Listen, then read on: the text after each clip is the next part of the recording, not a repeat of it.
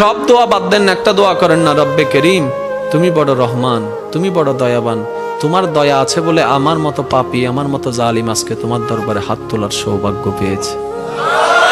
আল্লাহর কাছে সবসময় দোয়া করতে হবে পজিটিভ, নেগেটিভ কোনো দোয়া আল্লাহর কাছে করা যাবে।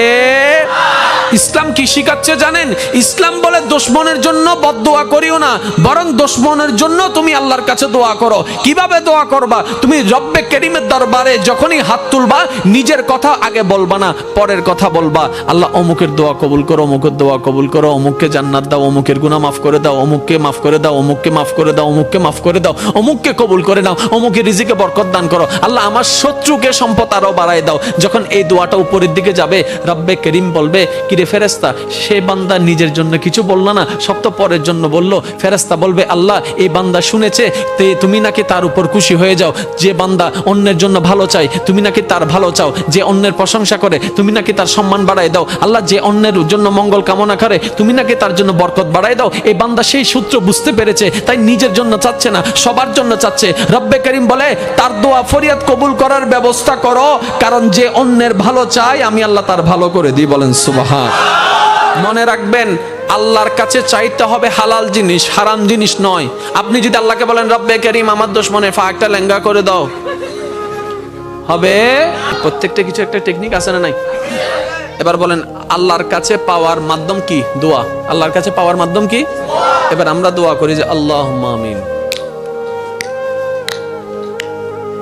ফেরেশতা হদ্দে কেঙ্গর হদ্দে ইতা হদ্দে আমি দোয়া করি দি অদিন দোয়া হইলে ডাহাতি কি? এটা যদি দোয়া হয় ডাকাতি কি? সব দোয়া করে দিতে। আর আল্লাহ ইয়ন্দ ইয়ন্দ ইয়ন্দ ইয়ন্দ ইয়ন্দ ইয়ন্দ ইয়ন্দ এন ভাবে লিস্টি হদ্দে জানিতে দোয়ানত গিয়ে বাজারত দ দ দ এরকম হাজার বছর দোয়া করলে লাভ হবে? সব দোয়া বাদ দেন, একটা দোয়া করেন না, রব্বে করিম তুমি বড় রহমান, তুমি বড় দয়াবান, তোমার দয়া আছে বলে আমার মতো পাপী, আমার মতো জালিম আজকে তোমার দরবারে হাত তোলার সৌভাগ্য পেয়েছে।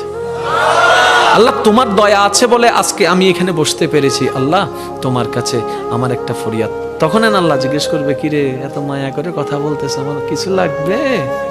তখন না বলবেন, ওনাকে কিছু বলতেই দিচ্ছেন, আপনি সব বলতেই আছেন। এবার আপনি বলবেন, যখন রব্বে করিম জিজ্ঞেস করবে, বান্দা কিছু লাগবে, তখন আপনি বলবেন, আল্লাহ কিচ্ছু চাই না।